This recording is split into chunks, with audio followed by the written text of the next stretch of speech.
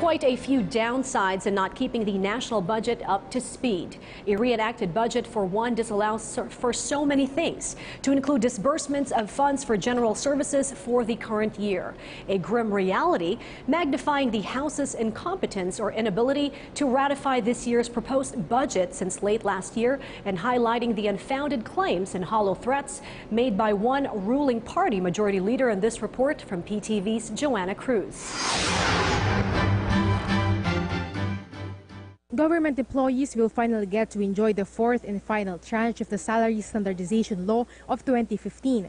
For instance, a public employee earning under the Salary Grade 12 or a monthly wage of 22,149 pesos under the third tranche of the SSL will receive 22,938 pesos once it is implemented. But here's the catch. While this year's proposed national budget does not pass congressional muster, this salary hike, which was originally planned to take effect this month, will be delayed. But Budget Secretary Benjamin Diokno stood his ground on the unconstitutionality of Congressman Rolando Andaya's claims that the DBM can implement the fourth tranche of the SSL as soon as now. Then sue me with Supreme Court.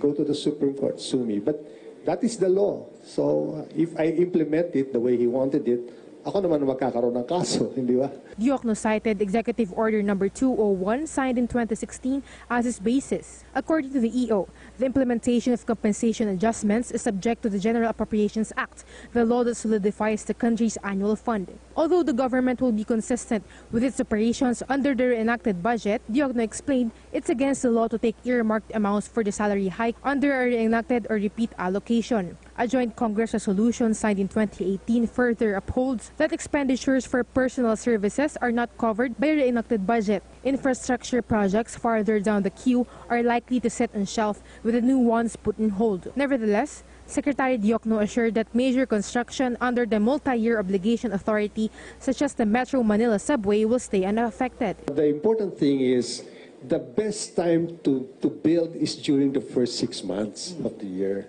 right? But depending on the weather pattern, kasi ngayon with the climate change, hindi mo na alam talaga kung anong tag-ulan, anong tag-araw, di ba? But historically, the best time to build is during the first. The DBM projects that the contribution of last year's infrastructure spending to the 2018 GDP is at 6.2%, a figure much higher than those recorded by past administrations. As such, Diokno assured that active and aggressive infrastructure work, once the national budget is passed into law, can make up for the foreseen slow progress of government's infrastructure program in the first few months of 2019. Joanna Cruz for The Nation.